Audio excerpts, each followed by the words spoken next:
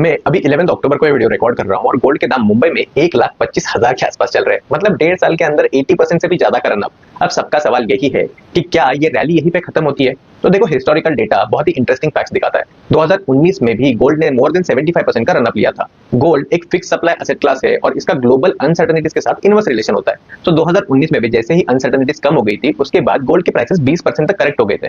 2016 में भी 35% run up के बाद 17% का करेक्शन आया था। बट एक बात है कि 10 साल में गोल्ड ने कभी भी 20% से ज्यादा का करेक्शन नहीं दिया। तो अगर आप सोच रहे हो कि जब प्राइसेस 1 लाख के नीचे आएंगे तब मैं खरीदूंगा, तो सच ये है कि शायद वो दिन इसके बाद कभी भी ना आए। Because even 20% fall from today's price still keeps gold prices around 1 lakh rupees. तो फिर सवाल ये है कि क्या आज के दाम पे गोल्ड ऐड करना सही है।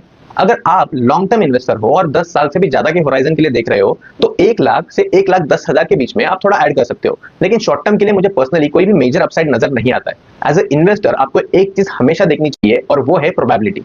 आप होप के बेसिस पे नहीं तो नंबर्स पे डिसीजंस लेना ज्यादा पसंद करो। और अभी गोल्ड के नंबर्स क्लियरली कह रहे हैं कि रन अप हो चुका है, पोटेंशियल लिमिटेड है। और अगर आपने ये रन अप मिस आउट किया है तो फोमो में कोई भी डिसीजन ना लीजिए।